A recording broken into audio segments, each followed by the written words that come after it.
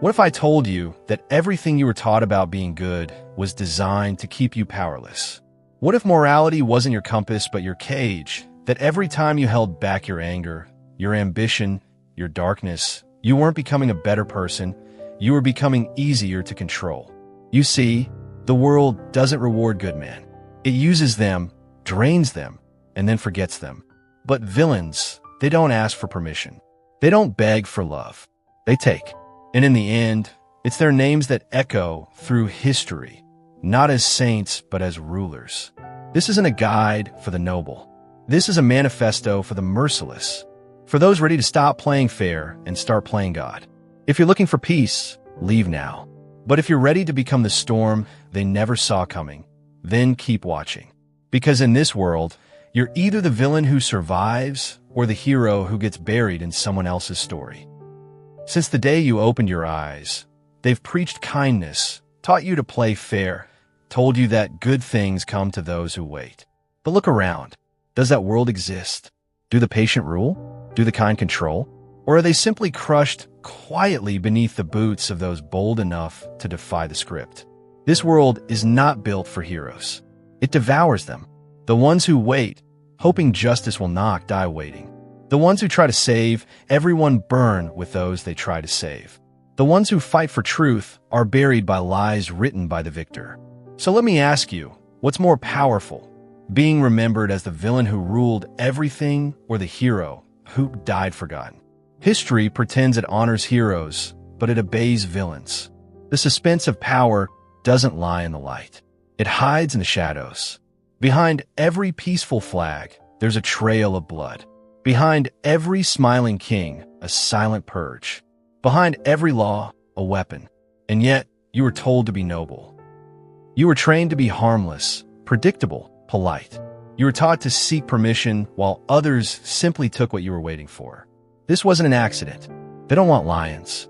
They want leash dogs, well-fed, loyal, safe. But there's something stirring inside you, isn't there? A voice you buried long ago, a fire that doesn't warm but burns. It whispers, you weren't born to serve. You were born to seize. You see through the illusions now. Goodness isn't rewarded. It's weaponized. Mercy is a code for weakness. Forgiveness is currency for manipulators. And peace is just the pause before the next conquest. The world doesn't need another good man. It needs a villain with vision, a monster with method, someone unafraid to be hated because he knows hate is the tax you pay for power. You won't rise by following the rules.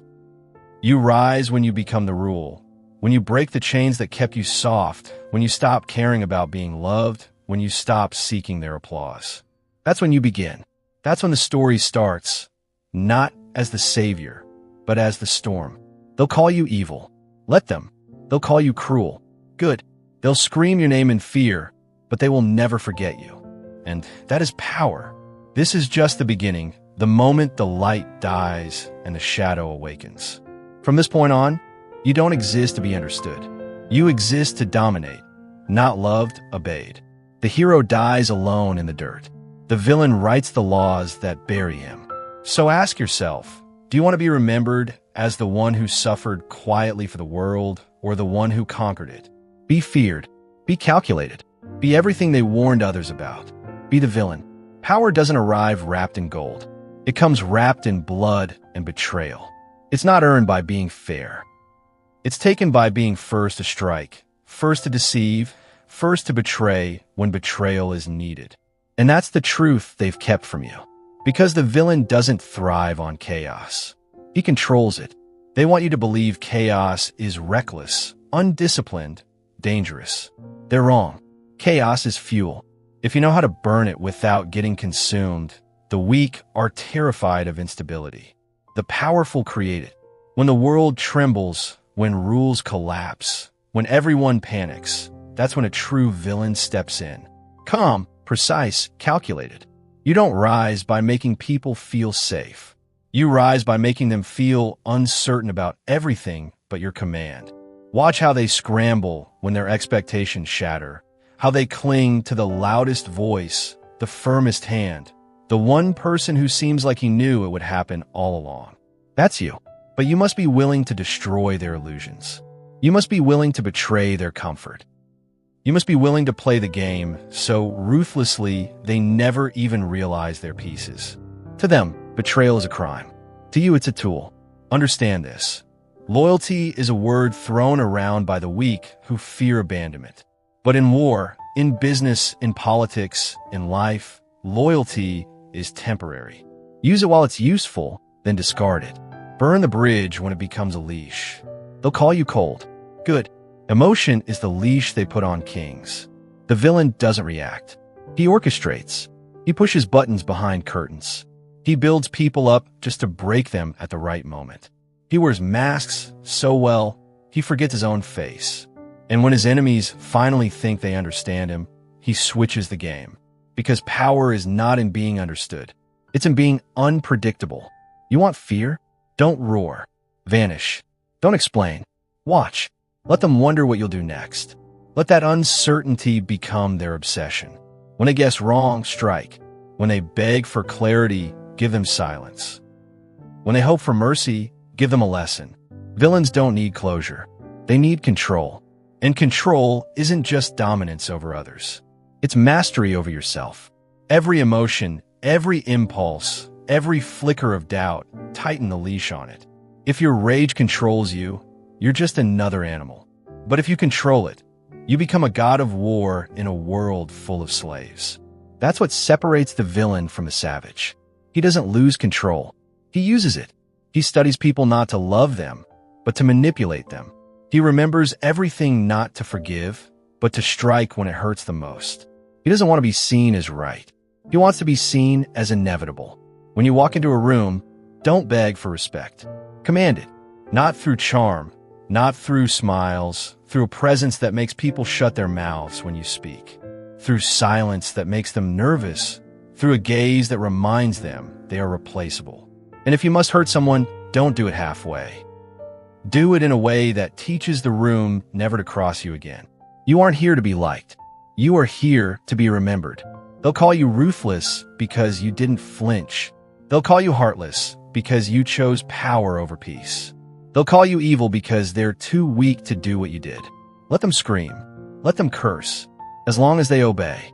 Because when the dust settles and the world burns, and your name is etched into the ruins, not as a savior, but as a sovereign, you'll know the truth. The villain doesn't chase legacy. He becomes the one thing even time is afraid to forget. There is no such thing as unconditional loyalty. Those who swear it are either liars or fools, and you should never trust either. What people call loyalty is often just a delay in betrayal. It's obedience until a better offer arrives. It's faithfulness until fear shifts. It's devotion until you lose your leverage. So if you want to rule, understand this. Loyalty isn't something you earn. It's something you engineer. You don't ask for loyalty. You build dependency. Make them need you more than they love you. Make them addicted to your approval. Make them believe that without you, they're nothing. Because a loyal man can betray you, but a dependent one never will. Create systems where they can't rise without you, where their success is tied to your survival. Feed their ego, praise their ambition, but keep them on a leash. A long leash if they're useful, a short one if they're dangerous. Never let them taste full freedom. Only offer them the illusion. Be their son. Be their God. Be their lifeline. And if they ever think they can leave you, remind them of the price. This is how kings build kingdoms. Not through love, through leverage, through quiet control, through webs that look like opportunity but bind like shackles. You don't just gain followers. You create prisoners in suits. Because you don't want loyalty that fades in storms. You want fear in disguise. If they obey you out of admiration, they'll stop when admiration dies. But if they obey out of terror of losing you, they'll worship you even when they hate you. So play the game with precision. Let them believe they matter. Let them feel chosen. Let them think they're rising. Then tighten the grip slowly without pain until they're smiling with a noose around their neck. And remember this, the moment someone feels equal to you, they become a threat. The moment someone feels secure around you, they stop fearing you. That is when you inject chaos, doubt, competition, silence, a new favorite. Let them know your favor is fragile. Force them to constantly earn your attention, your trust, your protection. Not because you enjoy control, but because control is survival. You are not here to be loved. You're here to be the reason they sleep with one eye open. Let your silence be punishment. Let your praise be rare. Let your disappointment sting like exile. Keep them walking on glass, thanking you for every step you allow them to take. Because when people fear losing your presence more than your wrath, you own them. This is not cruelty. This is governance. And those who accuse you of manipulation, they wish they had your discipline. They wish they had your spine. They call you heartless because they don't understand that ruling requires surgical detachment. Detach always. Do not let sentiment blind you. Do not confuse usefulness with trust. The man who serves you best today may plot your fall tomorrow. So reward him, but never forget. Everyone is loyal until they're not. And when they betray you, don't be surprised. Be ready. Make an example of them publicly, quietly, brutally, whatever the moment requires. But never let it pass. Your throne is not made of wood. It's made of fear, strategy, and the corpses of traitors. In the end, you don't build an empire by collecting love. You build it by understanding one truth. Loyalty is a leash, and the tightest one wins. If they hate you, you're doing something right. In a world that worships likability, you must become the one who doesn't care. Why? Because admiration is soft.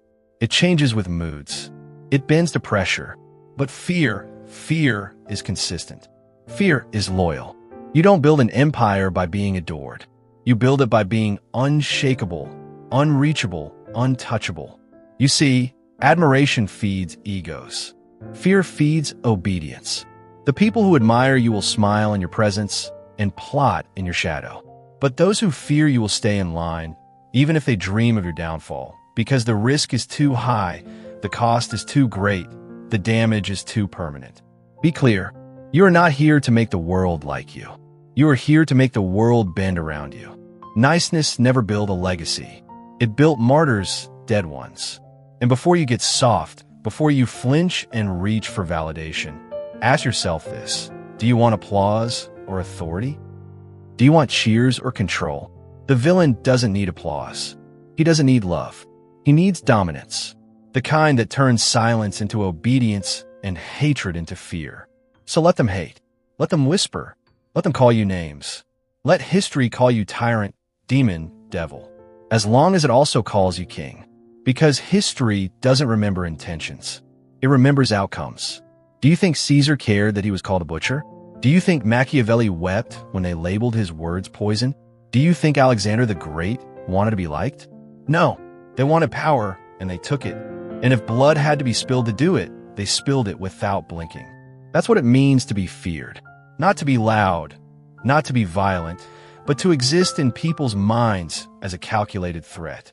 Someone who never yells, but when they speak, everyone listens. Someone who never begs, but always gets what they want. Someone who doesn't need to be liked, because their power is too real to ignore. And here's the secret. No one wants to admit it. Being feared gives you freedom. When people love you, they put expectations on you. They ask things of you. They feel entitled to your time, your energy, your peace. But when they fear you, they step aside. You want to move fast? Be feared. You want to build without sabotage? Be feared. You want to rule in silence? Be feared. Because the world doesn't attack the strongest man. It attacks the most accessible one. Be cold. Be distant. Let them wonder what you're thinking. Let their imaginations do the work. Let them create monsters in their heads. Let them fear consequences that don't even exist. Because that fear becomes your invisible army. And while others waste time defending themselves, explaining themselves, apologizing, you remain above it all. Not because you're heartless, but because you're focused. Because you know that power requires distance. And the villain, he thrives in that distance. He rules from shadows, not stages. He builds in silence and strikes in precision. But don't mistake this for weakness. Because when the time comes when someone finally tests you, you respond with overwhelming force. You don't argue. You demolish. Not just the person, but the idea of rebellion. You don't punish one man. You send a message to 10,000. That is how fear becomes your weapon. Not through tantrums, but through timed brutality. Do it once, and the rest won't even think about it. Let others call you cruel. Let others whisper that you've gone too far. Because while they talk, you lead. And when you lead, they follow. Not out of love, but because they know what happens if they don't. Now you might ask, won't this make me alone? Yes, but solitude is power. Solitude is clarity. Solitude is the reward of those who rise above the need to be understood. And if you play the villain right, you won't need to shout. You won't need to argue. Your silence will speak. Your presence will pressure. Your decisions will echo. And when your enemies speak of you, they won't smile. They'll lower their voices. They'll glance around. Because even in hate, even in rage, they will still respect your shadow. That is victory, not just in life, but in legacy. And that is what it means to be the villain who ruled while others begged to be loved. What's the point of it all? Power, control, respect? No, those are tools, weapons, shields. The true endgame, the only thing that matters, is this: legacy. Not the soft kind etched in quotes and flowers. The kind carved into stone with blood and silence. The kind that echoes in every generation, not as inspiration, but as warning. You don't want to be remembered as good. You want to be remembered as inevitable.